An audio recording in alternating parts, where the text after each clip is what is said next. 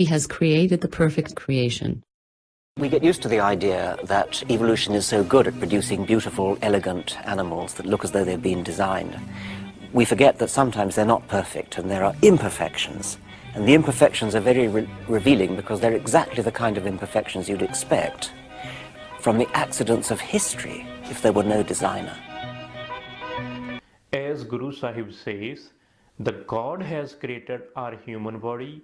There's a nerve called the recurrent laryngeal, which runs from the brain, and its end organ is the larynx, and you think it would just go straight there. But in a human, what it does is goes down into the chest, loops around one of the main arteries in the chest, and then goes straight back up again. Obviously a ridiculous detour. No engineer would ever make a mistake like that.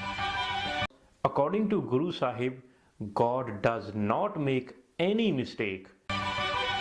In our bodies, the laryngeal nerve takes a circuitous route, but what happens in an animal with a neck as long as this?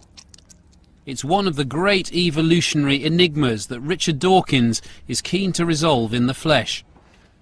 Interestingly, it's never been dissected out, or only once before has it ever been dissected out in its full length, and that was in 1838. Don't cut it at this crucial moment. I'm too good an animist for that. You have to trust me now. What I'm actually holding here is the beginning of that nerve. It actually starts out not as a separate nerve, but as a branch coming off of a bigger nerve called the vagus nerve. And this is going to keep running all the way down the body. So you'll see it again over here, all the way down the neck on both sides. So you can see it again right there. Yes. And this is going to wrap around the great vessels coming out of the heart.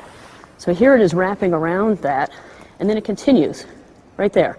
So here's the vagus going down, and here's the vagus continuing. Right. And right over here, there's a branch right there. So it's looping and it's coming back, it's doing a U-turn all the way down here. So it's traveled that entire distance to make a U-turn to go all the way back up again. And so now we can follow it going back up again.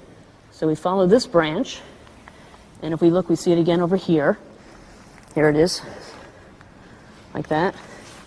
And here you see it going up. This is the voice box, the larynx, and so you can see it going right into the back of the larynx here. And as it innervates this area, it controls the muscles that then control making sounds, but also coordinating breathing and swallowing in this area. So this is a very important nerve. Interestingly, where it ends is pretty close to where it started. It started here, coming out of the brain. It really only needed to go about 2 inches. Yes, amazing. But it went all the way down and came all the way back. Yes. That's a beautiful example of historical legacy as opposed to design. Exactly. This is not an intelligent design. An intelligent design would be to go from here to here. According to Guru Sahib, God does not make any mistake. This is not an intelligent design. An intelligent design would be to go from here to here. According to Guru Sahib, God does not make any mistake.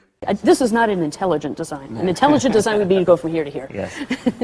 It does kind of beg the question, though, that even in an animal that might have been many millions of years ago with its head down here, why the route round the blood vessels, unless there was a reason that they were there to innovate something else? Well, that was in earlier ancestors, then it was the most direct route in fish. So it's just inherited. It's a historical legacy. Fish really don't have much of a neck, so there isn't any extension to worry about in a fish. It just goes directly there. Once you introduce a mammalian neck, you start to get a longer neck. Now the heart is displaced down lower. It turns out the laryngeal nerve first evolved in fish-like creatures as a direct link from the brain to gills near the heart. Over millions of generations, this nerve gradually lengthened, each small step always simpler than a major rewiring to a more direct route.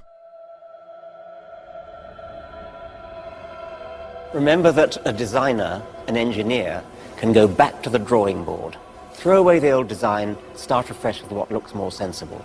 A designer has foresight. Evolution can't go back to the drawing board. Evolution has no foresight. He has created the perfect creation.